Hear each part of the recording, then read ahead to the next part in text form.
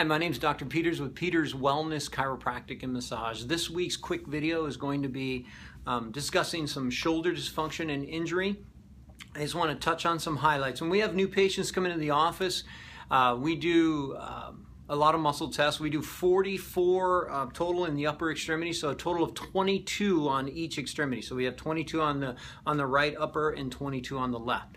The reason why I do that is a lot of times people will be having pain. They'll come in with low back pain, and I'm testing their shoulders, and it's just like, how come they're not complaining about the shoulder dysfunction? And a lot of times they'll say, well, that's an old injury. Oh, I've had something going on since high school or college.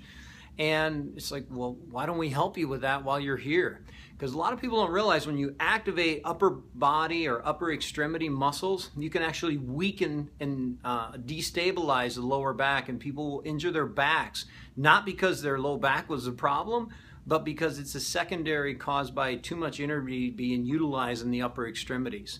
So I have one of my shoulder models here. I love this one because I can actually pull the muscles off and show patients when they're here in the office.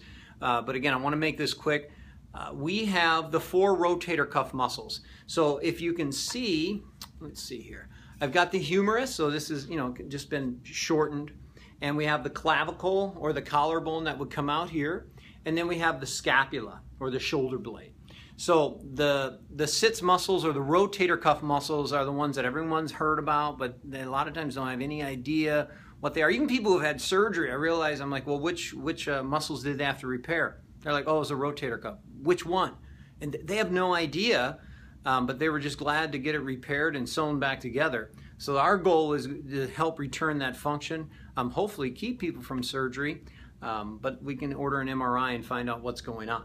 So looking at the shoulder, we have the rotator cuff muscles or the 4 sits muscles that encapsulate the humerus like this.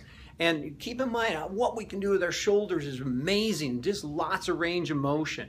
So we want to make sure all 4 of these muscles are working, but then we're going to check all the pec muscles that go from the sternum to the shoulder. And then you can see here, this is a biceps tendon that goes up, and that can be they can come out of its groove, almost like a dislocation of the tendon itself.